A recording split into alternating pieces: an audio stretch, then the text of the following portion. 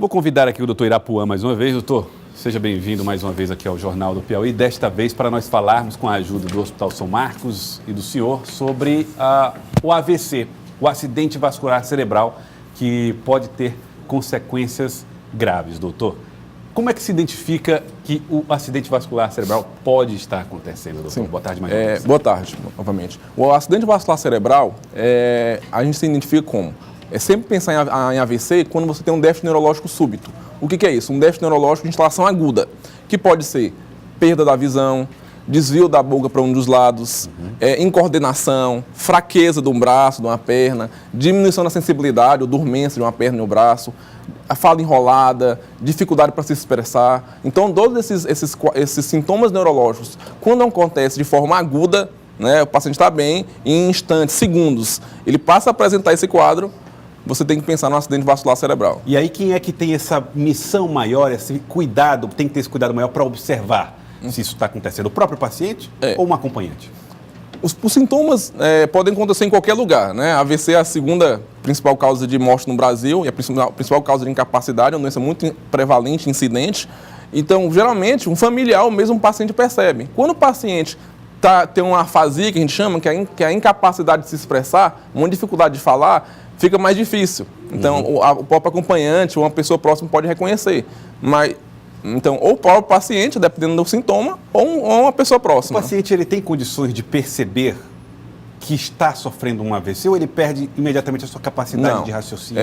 O paciente não perde capacidade de raciocínio, na maioria dos casos. Depende da região em que ocorre o AVC. O AVC, na maioria dos casos, é uma obstrução do fluxo de sangue de cérebro em uma artéria do cérebro. E aquela região, os neurônios morrem ou sofrem.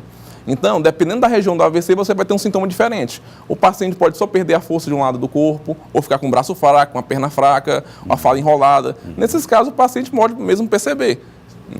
Em outros casos, em que o paciente tem uma dificuldade de compreensão, uma dificuldade de se expressão, que a gente chama de afasia, o nome técnico para isso, aí sim, nesses casos, o paciente não vai poder se expressar, dizendo que está passando mal, ou não vai entender bem. Aí, nesses casos, uma pessoa vai reconhecer que ele está estranho ou confuso e, nesses casos, tem que ser levado ao hospital. Há tratamento para quem sofre AVC? Sim, existe tratamento. Existe há bastante tempo o tratamento. Apesar de muitas pessoas desconhecerem, existe um tratamento desde 1995.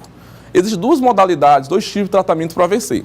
O primeiro tipo é a terapia trombolítica. O que é isso? É uma medicação feita na veia do paciente que faz com que dissolva o coágulo, que entope a artéria. Aí evita a morte, né? Ele diminui a incapacidade. Né?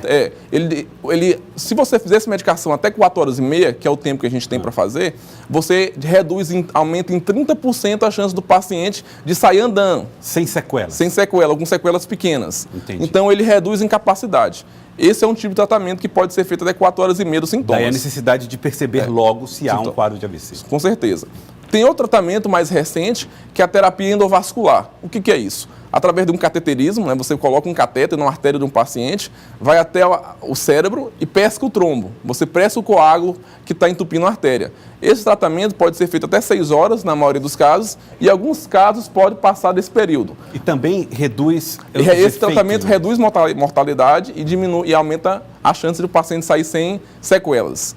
E quanto à prevenção, como é que eu posso prevenir o AVC? A prevenção do AVC se dá principalmente através do controle dos fatores de risco cardiovasculares, como hipertensão, controlar diabetes, controlar a dislipidemia, que é o colesterol alto, atividade física regular. Se o paciente tiver alguma arritmia, por exemplo, tratar aquela arritmia ou usar anticoagulante. Então, dieta adequada, perda de peso, cessação do tabagismo, né? Tudo isso, né, são medidas para controlar os fatores de risco que podem causar AVC. O principal é a hipertensão. Predisposição genética é uma coisa que deve preocupar as pessoas? Sim, predisposição genética. Tem algumas doenças genéticas que podem causar AVC, né, que são as trombofilias. Essas pessoas têm uma predisposição a causar AVC, mas isso é a menor parte dos casos de AVC. 70% dos AVCs podem ser preveníveis através do controle dos fatores de risco. Entendi. Entendeu? Doutor, eu queria muito agradecer a sua presença aqui no nosso Jornal do Piauí. Muito obrigado pelas informações que trouxe para nós. Obrigado. As de urgência em relação ao presidente Michel Temer e também estas em relação ao acidente vascular cerebral. Muito obrigado.